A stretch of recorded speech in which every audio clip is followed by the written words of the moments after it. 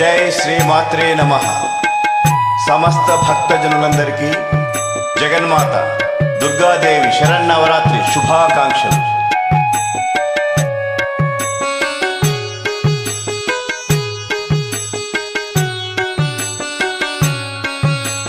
నమస్తేస్తు మహామాయే శ్రీపీఠే సురపూజితే శంఖచక్ర గదాహస్తే మహాలక్ష్మీ నమోస్తుతే.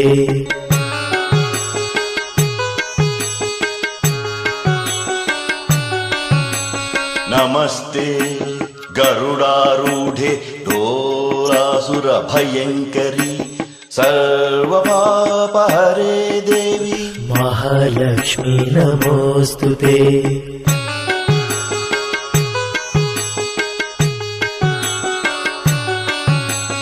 सर्वज्ञे सर्ववरदे सर्वदुष्टभयङ्करि सर्वदुःखहरे देवी महालक्ष्मी नमोस्तुते.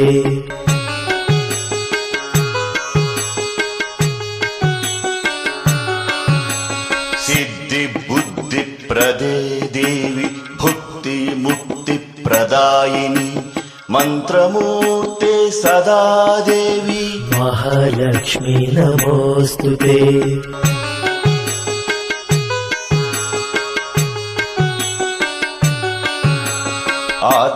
आद्यन्तरहिते देवी आदिशक्ति महेश्वरी योगज्ञे योगसम्भूते महालक्ष्मी नमोस्तुते.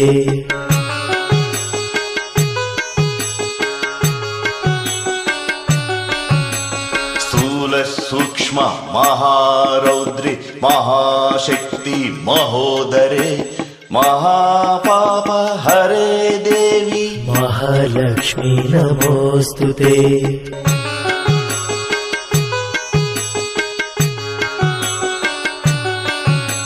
पद्मासनस्थिते देवी परब्रह्मस्वरूपिणी परमेशी जगन्माता महालक्ष्मी नमोस्तुते.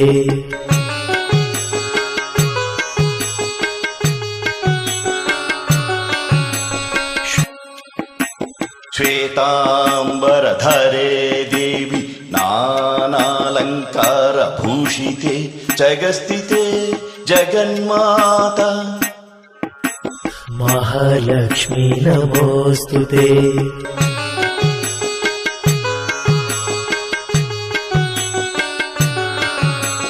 महालक्ष्म्याष्टकं स्तोत्रं यः पठेत् भक्तिमान् नरः सर्वसिद्धिमवाप्नोति राज्य प्राप्नोति सर्वदा.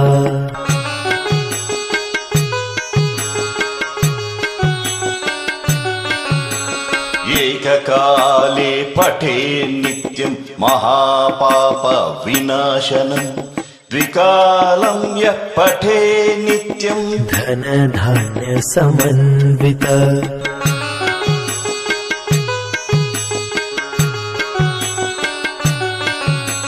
त्रिकालं यः पठे नित्यं महाशत्रु विनाशनम् महालक्ष्मीर्भवे नित्यं प्रसन्न वरदा शुभा. जय श्रीमात्रे नमः.